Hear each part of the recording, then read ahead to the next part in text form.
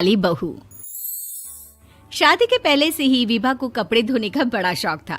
कभी नल के नीचे तो कभी तालाब के पास। अरे मेरी नीली वाली लुंगी नहीं दिख रही है। विभा की अम्मा कहाँ रखी है लुंगी? अरे वो तो विभा ने परसों ही धोकर रखी थी आपकी अलमारी में, देखो वहीं होगी। वो ना मैंने आज धो दी, मुझे लगा कि गंदी हो गई होगी। अरे कैसे गंदी हो गई थी, उसे तो मैंने पहना भी नहीं। हे भगवान, इस लड़की के कपड़े धोने की आदत से परेशान हो गया हूँ मैं। जितना तो घर में राशन नहीं आता उससे कहीं ज्यादा डिटर्जेंट पाउडर का खर्चा है। इसकी शादी करवा दो, शादी जाए अपने घर में ही करे काम, फिर चाहे घर के कपड़े धोने हो या पूरे गांव के। हाँ ठीक बोल रही हो, देखता हूँ मैं कोई लड़का। वो दिन भी आ जाता है जब विभा को देखने लड़के वाले आ जाते हैं। लड़की मुझे अच्छी लगी। होने वाली सास कहती है, बेटी अगर कुछ पूछना है तो पूछ लो। वैसे तो हमारी लड़की बहुत ही शर्मीली है, जो बोल दो वो मान लेती है, इसे क्या पूछना होगा।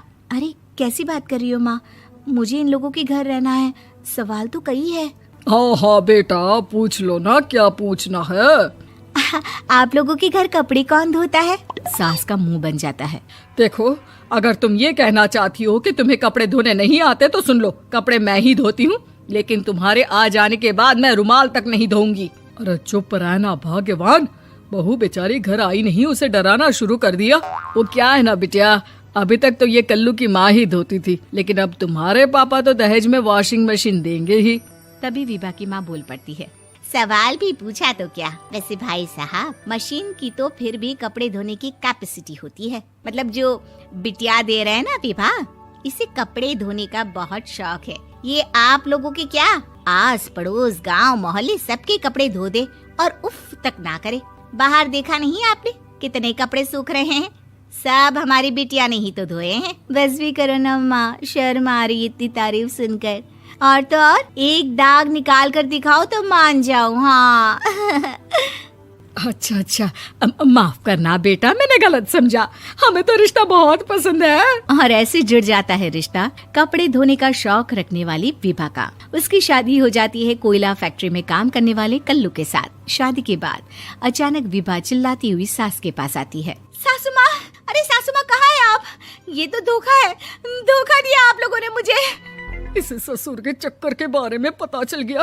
अरे तो उसमें तुझे क्यों धोखा मिला है? अरे नल में पानी नहीं आता, कपड़े कैसे कब धुलेंगे? अच्छा तू पानी नहीं आ रहा उसकी बात कर रही है। तो आपने क्या सोचा?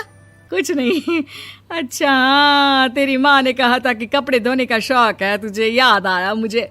शौक बोलकर कपड़े धोने वाले मेरे जुनून को कम ना आके सासू माँ, कपड़ा धोना मेरा गुरूर है। तभी पति भी वहाँ आ जाता है। अभी मैंने इसे सनी देओल की फिल्म दिखाई है, उसी के डायलॉग मार रही है माँ। अच्छा सुन, साफ बता रही हूँ, पानी सुबह 4 से 6 और शाम को 10 से 12 आता है, समझी? विभा टाइमिंग सुनकर हैरान हो जाती है। ये क्या भूतों का मोहल्ला है? सुबह 4 बजे उठकर कौन कपड़े धोता है? 4 बजे टंकी में पानी जाता है, फिर सारा दिन धोना ना, किसने मना किया? अरे कैसी बात कर रही हैं? 200 लीटर की टंकी में कितने कपड़े धो लूंगी मैं, सुबह ही उठ जाऊंगी मैं। अब क्या था, विभा सुबह 4 से लेकर रात के 12 बजे तक कपड़े ही धोती रहती। एक रोज सास पड़ोस से निकलकर कहीं जा रही होती है कि साथ वाली कहती है, हाँ कल्लू की माँ, जरा ये बताओ कि 2 साड़ी है, 2 ब्लाउज और एक पेटीकोट और एक नाड़े वाला लंबा कच्छा। हाँ तो? अरे तो क्या, कितना लोगी धुलाई ये बताओ। धोबन दिख रहे हैं हम क्या? हमारे पति सरकारी नौकरी से अभी रिटायर हुए हैं और बेटा सुपरवाइजर है कोयला फैक्ट्री में। धोबन समझ रखा है हमें। हाय रे कल्लू की अम्मा, माफ कर दो, वो तो मोहल्ले में यही सब बता रहे थे कि तुमने बहू को कपड़ा धुलवाने के काम में लगा दिया है। सास को पड़ोसन की बात सुनकर गुस्सा आ जाता है। वो घर पहुंचती है जहां घर के बाहर ही इतने सारे कपड़े सूख रहे होते हैं जितने कि किसी धोबन के घर पर। अरे ओ कल्लू की दुल्हन, बाहर निकल। माँ जी यहीं आ जाओ, बाथरूम में चादर धो रहे हैं हम। अरे अभी हम धोते हैं, तुमको बाहर निकलो। ये आस पड़ोस वाले बोल रहे हैं कि हम बहू से कपड़े धुलवा कर उसे कपड़ा धोने वाली बना दिए हैं। अरे छोड़ो ना माँ जी, किन लोगों की बातों में आती हो? आस पास के लोगों का तो काम ही होता है कि वो किसी तरह सास बहू को लड़ा दे। बहू सारे घर के कपड़े धोती है, ये क्या कम है? बोलिए।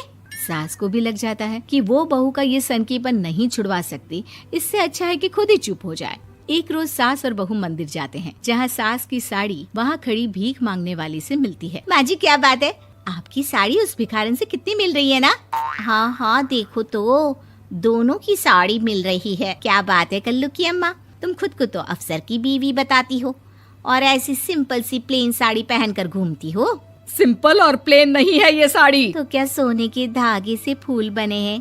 कुछ भी सासू माँ, कुछ भी। हाँ बने थे इस साड़ी में सोने के धागे से फूल। मेरे पति लेकर आए थे मद्रास से स्पेशली मेरे लिए 10,000 की।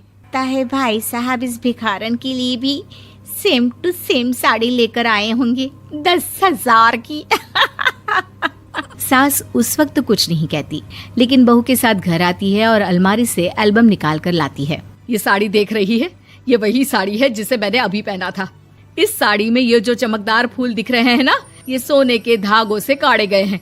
लेकिन तू लोकल वॉशिंग मशीन ब्रश से घिस घिस कर सारे फूलों को निकाल कर साड़ी प्लेन कर दी। मुझे माफ कर दीजिए सासू माँ। और तो और, जब मैंने तुझे तेरी गलती के लिए कुछ नहीं कहा, लेकिन तूने तो सबके सामने मेरा मजाक ही बना दिया। क्यों? बहू को समझ में आ जाता है कि अब से उसका कपड़े धोना बंद।